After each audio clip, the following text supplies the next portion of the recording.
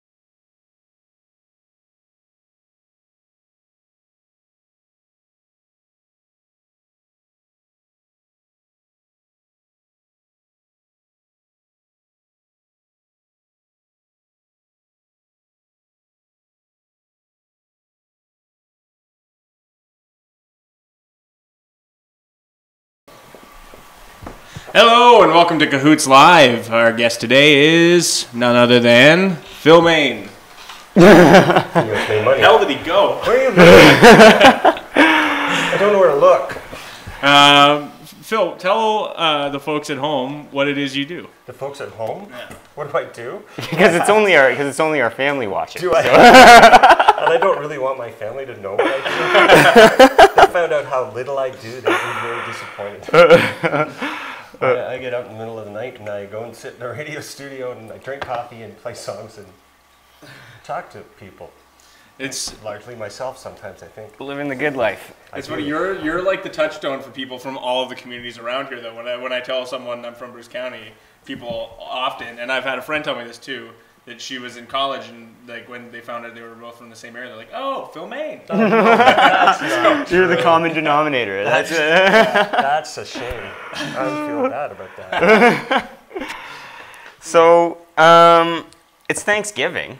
It is. Should we talk a little bit about Thanksgiving and all the stuff we're thankful for? Sure. Yeah, this is our family episode, I suppose, too. Is this the family episode? Yeah. Nice. So, I don't know, what are you thankful for, Pat? I'm thankful for family.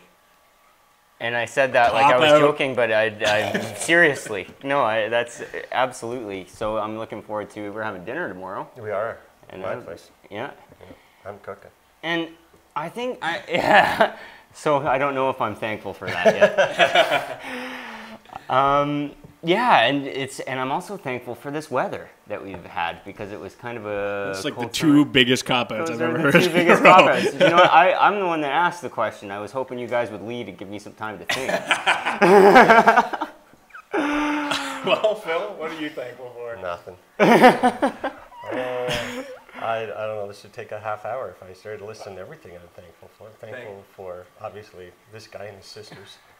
Best thing that ever happened to me. You got some fresh ink? I did get some fresh ink with their names.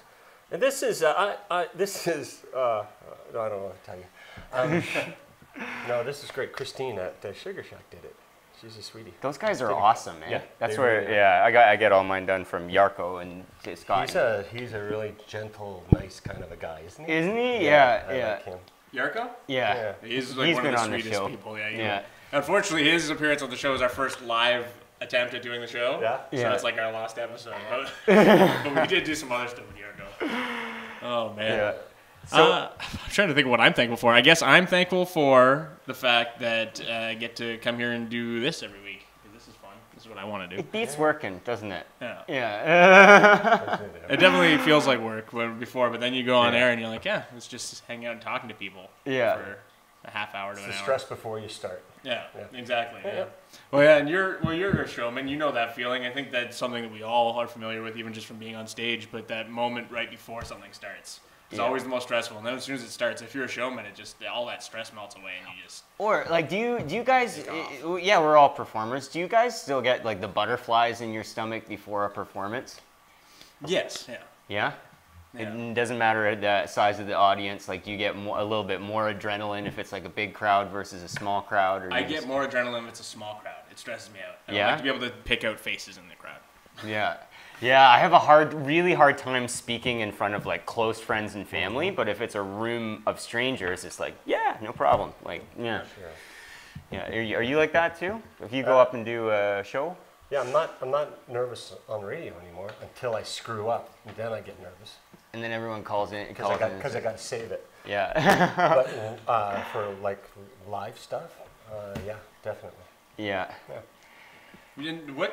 You're a musician.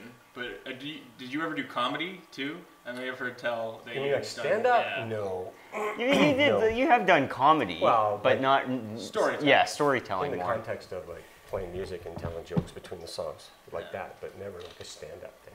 Well, you're a natural, like you're a funny guy. You are. It depends on who you ask. It's not. I don't know if I'm naturally funny. I don't think I am.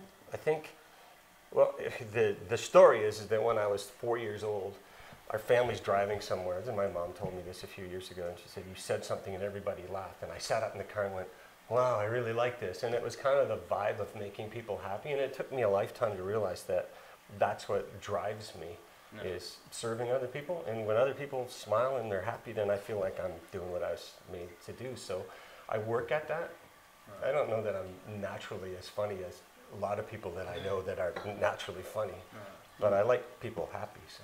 Well, that's sort of. I just finished reading Gene Wilder's book, and he talked about that, about how like that's every like performer's first moment is when they see that they've made their mom laugh, and they like doesn't matter, like she could be so mad at you, and then when she laughs, you're like there, that's it. Like that's sort of the first hit of that feeling, and then as you start making other people laugh, and it just becomes addictive. It does. And even if it's not laughter, if it's just making people smile, even like by playing a song that they really like, it really does like. It gives you that hit. And live performance, is this where I get to do the plug, the shameless plug? Yeah, let's talk about that. So we do have one coming up. I've been involved in little theater and, of course, high school theater and all of that stuff for most of my life. And we're doing a show, and I'm already, like, I can already feel the nerves. Like, I'm going to pee myself for sure before I go on stage. It's called Guys in the Garage, and it's written by actually an old school buddy of mine. Oh, really? We met in grade 8. He moved up from Brantford, and now he's a playwright and an actor, and he does a bunch of other things. But Rob Bundy, and we're going to do a fundraiser for the Alexander Marine and General Hospital Foundation in Goderich, and it's going to be in Blythe at the end of the month, 26, 27, 28. And yeah, I'm nervous. Already, it's 3 weeks away, and I'm nervous. Is this? You guys have done this production before, like 4.5 years ago. But I looked at all the lines on my script, and I went, yeah, I know all of those lines. Yay, this will be easy. And then I started trying to do them without looking at my script, and I went, oh crap, I don't know this anymore. It's all gone. So we're starting over again. And Duncan McGregor's directing this. He's great. He's quite a guy, I'll tell you. He's very creative, and he's got a lot of great ideas. He used to direct the plays when I was in high school at Medill, and great dude. Yep. You talked about peeing yourself. Yeah. And I actually, every time before I go on stage, I get the sudden urge to go to the bathroom right before the show starts, like seconds before the show starts. Yeah. Like just sudden distress. That's just anxiety, right? Is that every, like, yes. you have, okay. Most people, if you don't, I think if you're not a little bit nervous before you go out on stage, there's something wrong with you. Yeah. I mean, I've heard, seasoned actors from, that have been doing it for decades say, I still get a little bit of a before I go out. Apparently Barbara Streisand has crippling stage fright, like just like can barely move before, like vertigo, like just terrified to go on stage until she goes out. There's lots of stories like that from, like, even The Doors. Jim Morrison couldn't face the audience, so they had hits and had been touring and doing shows, and he would still face the back, like he'd face the drummer, he couldn't face the audience. So I guess Van Morrison, I've heard, is like that too. Yeah, well, Van Morrison just gets so drunk that he. That's what we need to do. We've solved all of our problems and created one big new one. Well, so this is a show you've done before? Well, we did this at the Goderich Little Theater back in 2013 in the spring, and so I was friends with the administrators, right word? The hospital, the fund, General Hospital Foundation. It's a fundraiser. Awesome. Yeah, so it's a fundraiser for the foundation. And she mentioned to me one day about, and this all happened in the same day. I heard from her that she was really busy because they're trying so hard. All our hospitals work so hard, right, to raise the funds to get decent equipment in so that middle-aged guys like me don't have to go and have a colonoscopy with old equipment. We don't want that.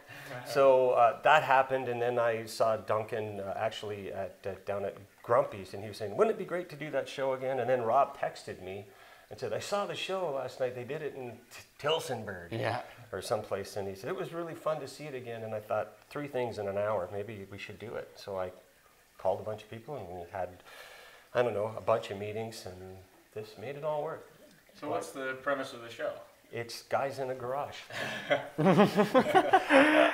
I mean, there's some really lovely underlying themes about relationships and health, but it's basically, so there's Rob's character's Tommy. He's the lead. It's his garage. He knows where everything is in his garage. It's where the guys hang out on Saturday. And there's a young guy that comes in, and Tommy and the guys are kind of shouldn't be, but mentor him. We have no right to mentor anyone. And we're all a little bit messed up in our own ways. My character's totally messed up.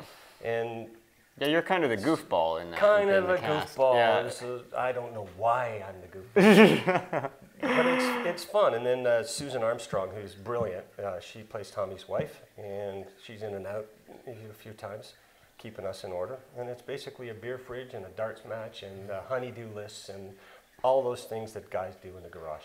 Is it the same? Is it the exact same show that you did 4.5 years ago, or did you switch the script? It's the same foundation, but we have switched some things up to be a little more relevant and to call into play some of the things that have happened since then, because it takes place in a garage in Goderich, basically.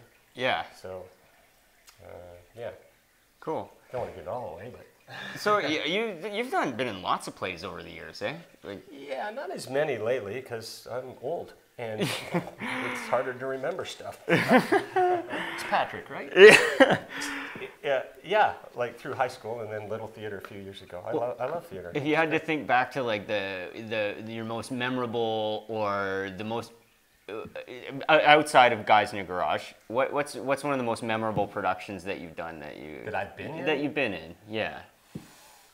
This is for sure my favorite. Yeah. I think. Yeah. But like thinking back, Barefoot in the Park, I loved doing that show. That's a movie. Is that an old musical? No, Robert Redford, Jane Fonda, Once Upon a Time, and then it's been redone a few times. Oh, okay. I loved being in that, and I loved, there's a show, it was the longest off-Broadway running show ever called The Fantastics, and I like being in it more than I like actually watching it, but yeah, it was, that was a fun show. That was in high school. I always wanted to be in Rocky Horror. I think that we were talking about that earlier. I think that would be a fun production. They're doing it in Stratford. Are they? Yeah, awesome. This next year. We just saw Treasure Island in Stratford. It was really good. You like that? Yeah, it was really good. I've always, like, every time the song Sweet Transvestite gets played, I can't help but just, like, shake my hips like it's my jam. Like, that is... Reminds me to never watch that show with you. Yeah. Some things nobody needs to see. Nobody needs to see that. I can't help it though. I subject everyone to it. Never put that song on at a party. Yeah. Not if I'm there. I haven't memorized the dance, but I definitely noted. Put that in the phone. Yeah. So, what else have you got on the go, Phil? Nothing. Just honestly, this is a really. I love my job. Like I love being on the air. Getting up at 4 o'clock, I don't love so much. Once I'm at work, I really love it. But a lot of the year, it's sort of doing that, doing some prod and doing the odd sort of in and out little promotion or a remote or going to an event. But in September and October, things are always crazy. Yeah. Midwestern Ontario lights up. So I just try to survive to the end of October, and then we'll see. Yeah. We keep saying, we're always like so busy too, and we keep saying like a month from now we're going to have all this time to do all these new projects, and then the month comes and we're like, okay, well, we're still busy. 2 months from now we'll have time, and we never really do, because there's just so much cool stuff happening in the community, especially if you're in media or like community people, right? Yeah, we're also, like, the reason we do this is because we're so into the community and the arts in the community and the culture that we have in this community. So anytime you try and find a break, there's always something going on to take up that time. Yeah. So as much as you say, I'm going to take a week off in 2 months. Yeah. Then you see that week sitting in the future and you go, well, I got time during that week to do this, this. And by the time you get that week, it's the busiest week. Yeah, you need like 2 more weeks. yeah. If you saw my schedule, like literally every day, September and October has things written all down the whole day. And then it's like November 1st, it's like nothing. Not that I'm looking for something to do. I'm looking forward to taking a few days and not, but it's a great way to live, though. Beats laying on a couch flicking through the channels, I'll tell you. Yeah, totally. I had a day off yesterday because what ended up happening was we went out to that pub crawl and I left my keys in town. And I'm so used to, like, because we took a cab back, responsible. Yeah. We took a cab back, I left my keys in town, so I was stuck sitting at home all day, and I hadn't been stuck at home in years. It was just the most bizarre thing. Just stuck at home, sitting on the couch, staring at the TV, like I gotta do something. I gotta find something to do. It's bizarre. Yeah, being busy is a blessing and a curse because the moment you get time off, you don't want to use it. You want to be busy. Yeah. Well, weird. Maybe we should use a different word other than busy, because it's not always busyness that makes you happy. It's I'm a big self-help guy, and they always say I don't know, but they all say like progress equals happiness. So if you're busy and you're creating something and you're working towards making your community or your circle better, that's the way to go, I think. Yeah. Well, yeah, it's a lot better than what I was doing yesterday. I was just sitting there seething about wanting to be doing something. But I think that's really what boredom is. It's like wishing you were doing something more interesting. Yeah. But just not having the ability or the energy to go do it. Yeah. Being purpose driven. Yeah. Because boredom is a bizarre thing, because I've always heard the saying, if you're bored, then you just haven't figured out what to do yet. Like there's no such thing as boredom. You just haven't found out what excites you, what you want to pursue fully, right? And I think that's true. Every time I've ever been bored, I've been bored because I want to be doing something that I haven't figured out how to do yet. Yeah. Which is everything. Yeah. Yeah, well, I think we're all jack of all trades here. But I mean, I guess if I finish that phrase, it maybe sounds a little less complimentary. Jack of all trades, master of none. But yeah. I mean, that we're Renaissance men. Maybe is the more. Dude, that's not. I don't even take that as an insult. I think it's true. I've often thought of myself that way. When I think about who I am, I can do a lot of things. I can play tennis. I can throw a football. I can play baseball. I can get on a stage. I can be, but I'm not great at any of that stuff. I'm just functional. So I'm just sort of functioning my way through life, trying to make a difference in any way I can. Yeah. And I think that's the fun way to live, right? Just go do everything that excites you. Yeah. If you give over to one thing, how do you... Yeah, once you find a passion, run towards that. Run in that direction. And if it changes, what's the big deal with pivoting and running in a new direction? And that's, I think, a great way to live. Live life. You don't have to be a master of anything. No. Mastery takes forever. Yeah. It's hard. It's too hard for us. I may be 80 years old. Maybe a little bit. One of my teachers in high school used to say, though, he said, no one in your generation is going to have a career in the way, well, not nearly as many of you are going to have a career in the way that people in my generation did. I think he was right.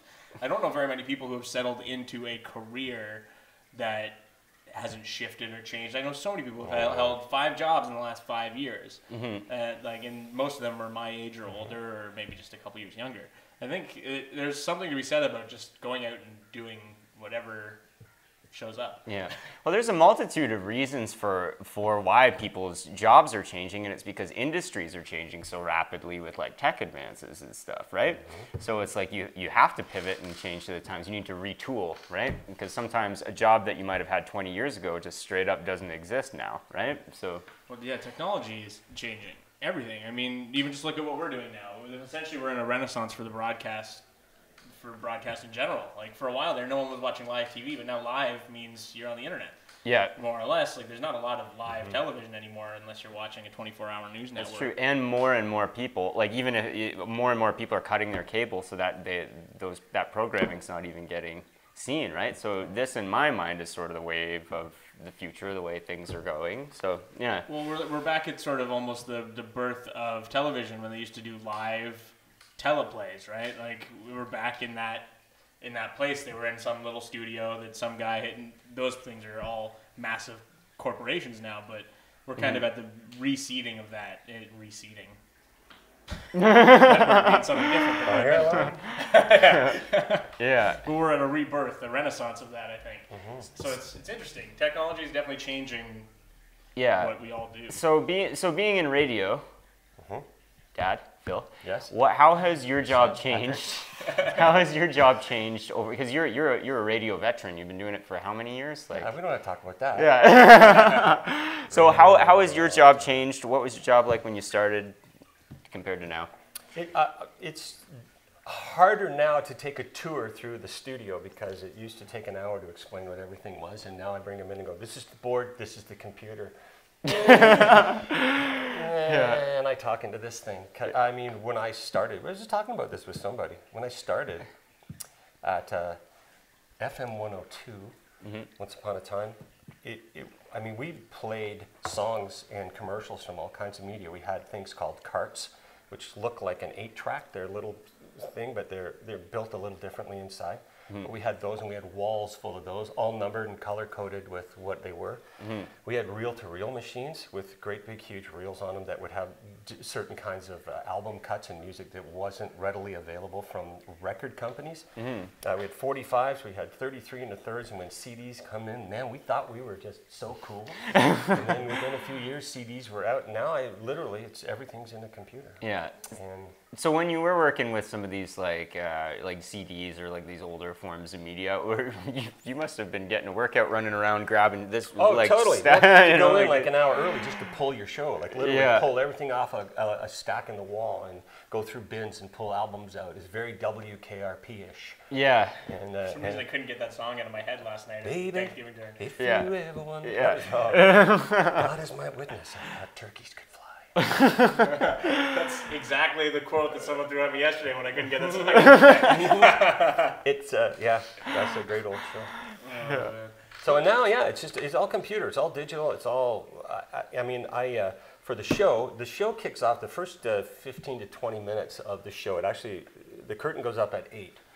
For 15 to 20 minutes before that, there's a radio that's playing, and so I had to put that together yesterday. And if I'd had to put that together back in the 90s, it would have been like 100 hours of bouncing sound back and forth and carting stuff and finding and cutting beds together and voicing things and actually literally editing tape with a splicing bar and a grease pencil and listening. And I did it in about 3.5 or 4 hours yesterday, just all digitally, just multi-tracked a bunch of stuff, dragged it in, set the levels, add the effects, everything click, click, click, and you're done. And I went, wow, that was fun. Yeah. It really was. So fun. your job's gotten easier, really, is what you're saying. Has it? It's gotten different. So I guess what about how does social media play into this? Is that part of your job as a radio personality? Definitely part of my job, but I'll be damned if I understand how it works. Yeah. Because sometimes, you put a lot of thought into a post of some kind that you're hoping will generate some enthusiasm or a connection with people, and you throw that up and you go, oh, that's going to hit, and you get 2 likes, and one of them's my mom. And I'm thinking, well, how come that didn't go? And then other days you're thinking, all right, I have to post something because it's part of my job, so I'll throw this. You throw it up, and 800 likes later, you're going, what? I don't know. Yeah. I don't know. Social media. It's kind of the time of day you post. What else is going on? Our entire company lives on social media, and it's very hard to navigate what's going to hit and what isn't. It's just. Well, and people, face it, we're humans and we're fickle and we're weird, and nobody's got anything figured out. Yeah. So you're just throwing crap against the wall every day, hoping something sticks, and you see where it goes. Luckily it is usually cumulative. If you throw enough shit at the wall, people start seeing that wall. You're like, there's a lot of shit on this wall. Get the hose. Speaking of a lot of shit on our wall, you feel free to like this, share it on yours. Comment if you guys have questions. If you have questions for us or Phil, ask them. Yeah. So when you started, you said there was reel-to-reel tapes. Do you think that the fidelity of music has decreased with the change in format? Do you find are you an old vinyl guy? Do you like I should be. I'm not an audiophile. I'm not in anything. Like I said, I'm just half-assed at everything I do. I just do it because for some weird reason, God, universe, call it what you will, has blessed. Literally, I know I hate it. #blessed. I'm just really, really lucky that I'm able to contribute somehow, and people keep asking me to contribute, so I keep doing it. I don't know if it's. I don't hear the difference. I have people that come to me and go, well, you're a radio guy and a musician. Should I buy this thing? And I'm going, I don't know. Does it sound good to you? Yeah. I don't know. It is. It's totally subjective, right? Everybody's ears are different. So if a $99 stereo system sounds as good to you as a $600 or $800 Bose, get the cheap one. If it sounds the same. Yeah. Yeah. But I have a Bose. Yeah. I have a Bose. I love it. But You do actually. different story. But like, I think that sort of applies to, and we had a discussion about this on our old podcast, just the idea that the more familiar you are with something, the more familiar you are with the detail, and the more obsessed you become with the detail, the more and more you want more of that detail. So if you just listen to vinyl all the time and you become obsessed with what's the difference between this recording and this recording, right. And how was this one recorded, and how does it sound, and FLAC files and all this. And once you start getting into that, then you start to develop an ear, not because you're like trying to really, but because it becomes you're just acutely aware of the detail, right? Yeah. Which is why, like, when I watch film, like I'm a huge film buff. I think a lot more about, especially now that we do all of this, I think a lot more about how a scene's lit and how the things that other people would never think of. Some people do have those skills. I mean, I've worked with guys in recording studios that would hear something and go, "Oh, that kick drum was recorded with an RE20 in a room that had 18 egg cartons on the wall in September." And I'm going, "How the hell do you know that?" But he's right. I don't know. It's always bizarre when someone goes, "There's a really weird frequency coming from that guitar," and my ear cannot hear that. I don't know if it's because I played. Like sat next to my bass amp when we jammed in high school. But, like, I don't know if my ears are just broken, but I don't hear any of that stuff. What? Yeah. I actually watched a show the other day where they played back a couple of frequencies, and they're like, if you're under 30, you can't hear this. Yeah, I saw that too. You should be able to hear this. And I was like, I can't hear it. Yeah. They say every time you have that ringing in your ear, that right, that you lose that frequency. You can never hear that pitch again. It's kind of like. You can't hear it, can you? It's too high. Too old. Oh, my goodness. All right. Well, if we can close it out with just some Thanksgiving messaging, let's try again. What are we all thankful for? Let's try and dig deep. Try and dig deep? Yeah. Is this us or people that are watching us? You're asking them what they're thankful for? If you're thankful for anything, let us know. Yeah. But what are you know what? I've got one. I'm going to try and be as sincere as possible. Okay. I'm thankful. We're going to try to not laugh. I'm thankful that I am surrounded by people who know things I don't know and can teach me how to grow. Because I think we've been talking about this jack of all trades, master of none. I think your mastery over a subject can only ever be as good as the people who teach you that subject. Mm-hmm. So I'm very thankful that I have Patrick helps me understand business. Bob helps me understand too many things for me to get out. Constantly the person over my shoulder going, "You're doing it wrong." And in a good way. Yeah. Tom he's our resident audiophile. We've got a lot of people around us who are really talented. So I'm thankful that I have those people to raise me up and you raise me up. So that's. There's a tune that goes with those words. Yeah. I couldn't find it. Yeah. What about you, Patrick? Along those lines, I'm really appreciative of the people in my life are all very inspiring to me. And it's great to constantly be surrounded with everybody I work with is also a friend, and also creative energy builds as we continue to get to know each other better and work together and write songs and do videos and these kinds of things. So I'm extremely grateful that I just have such a creative group of friends that share the same passion and vision for making a difference in the world, or at least in our communities that we inhabit. So yeah. Phil? I'm going to wish I made a list later because someone will come to me and I'll go, "Oh, I should have said that." I'm really completely thankful for people that love me in my life and show me that they love me, friends, family, my grandkids. I'm just as grateful, maybe more grateful, for people that let me love them, because I'm kind of an intense guy sometimes. So. And I think that letting yourself be loved by somebody is a really difficult thing to do sometimes. For some people, it's hard because it comes with a kind of a responsibility. So that's tough. And so I'm grateful for that. I'm grateful that I live in a place and have been, I don't know, just lucky as hell. I can't even, I can't figure it out. If I thought too much about it, I would probably curl up in a ball and just die. But just how lucky I have been in my life. And it feels like I've been in the right place at the right time for so many really beautiful things to happen to me. From this guy to his sisters to the job that I have to getting the opportunity to be in a show like this and to help people. It's just like I always seem to be.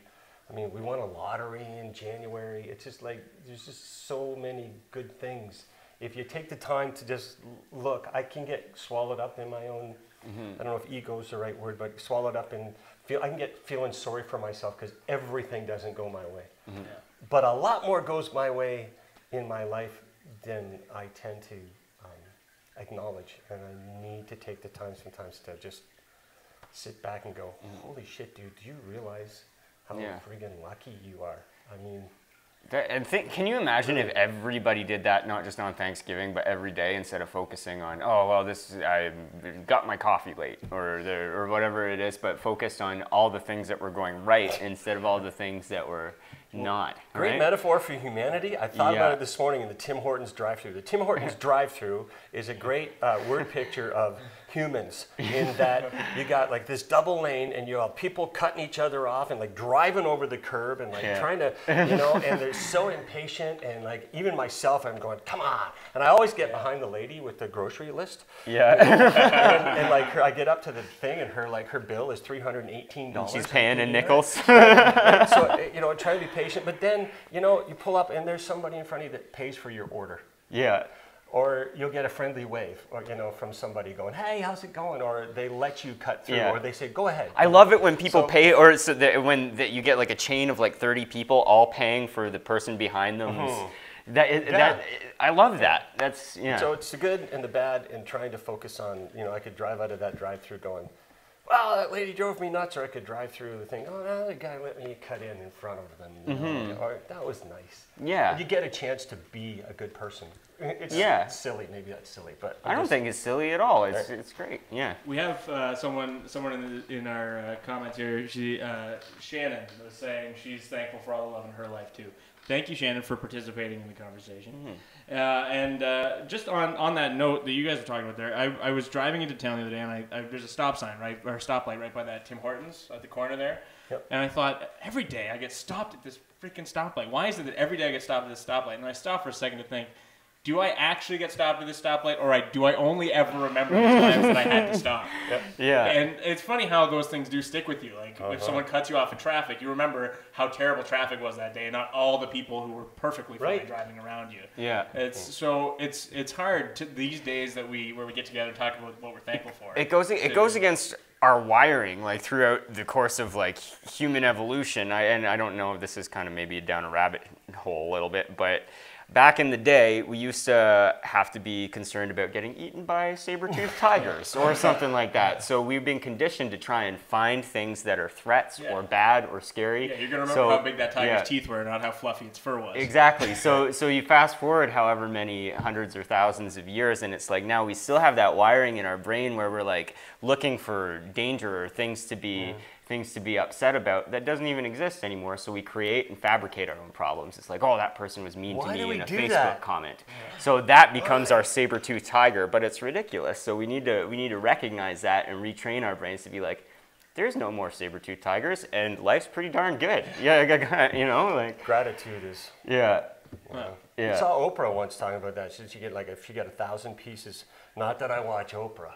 Yes, I do. Yeah. So if she got 1,000 pieces of mail and 999 of them say, "You're the best thing that ever happened to me. You saved my life. God, I love you. You're perfect." And one person says, "I hate your guts," and she said, "What do I focus on?" Yeah. I thought, well, if Oprah's focusing on that, maybe it's a struggle for everybody to just not try to because you're never going to make everybody happy.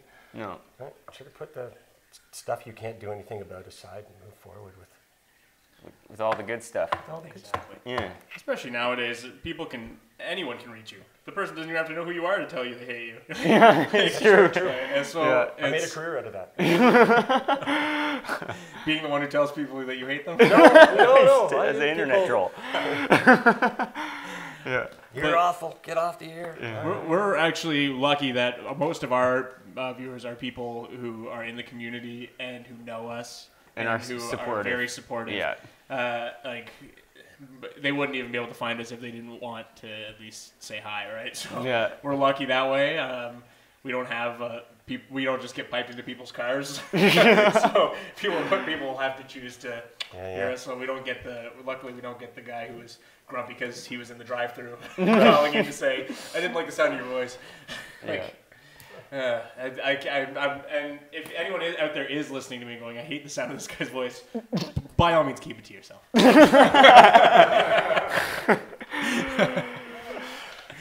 All right, well, let's wrap it up. Phil, so where can people find tickets for your show? Well, you can call the box office, 519. Is this going to scroll across the bottom? No. We'll put it in the comments. We'll link it in the description. 519-523-9300 is the box office number. It's probably closed today, and I would think Monday for Thanksgiving, but back at it on Tuesday. Or you can go online to blythefestival.com as well. Or we have an event page on Facebook. Oh. If you just, in a little search bar, just type, I don't know, why do I do that? Search bar, you type in guys. Yeah, I didn't know what you were talking about until you did that. Now I know. Just type in guys in the garage. It'll take you there, and there's some links that you can just hit and go right to where you need to go. You know what would have been even more confusing if you made a different shape? It's just a square. Cool. And of course, you can. What do they dial to on the radio to hear your voice in the morning? 94.5. There you go. Our sponsors today, as always, Pick Studio. Where are we right now, Patrick? We're in Pick Studio. That's lovely. And at Pick Studio, we do a variety of different arts-based classes and programs. So we do music lessons, visual art classes. Dylan has an improv comedy class. We also can teach you how to make these types of videos if you want. No. Yeah. Yeah, no. Yeah. Phil Main comes packaged with each lesson on how to make a video. And our other sponsor, of course, Gem Web. Bob, turn on your cam there for a second and tell us a little bit about what you guys do over at Gem Web. You better give him a microphone. Yeah, you can have mine. Hello, internet audience. So yeah, Gem Web, we do a lot of internet marketing, web design, pretty much supporting people that don't really understand the internet and have projects that they can really use the internet to benefit their business. So that's, give me a call. And that's why Bob had to do our website. Because none of us understand the internet. But here we are on the internet. Anyways, thank you for watching. Thank you, Phil, for Happy coming on the show. Thanksgiving, too, yeah. Great to see you. It's always a pleasure. I'll see you tomorrow. See you, too. Love you, Dad. We're cooking. Yeah. Thank you for tuning in. And, let us know in the comments what you're thankful for. Bye. That's a wrap.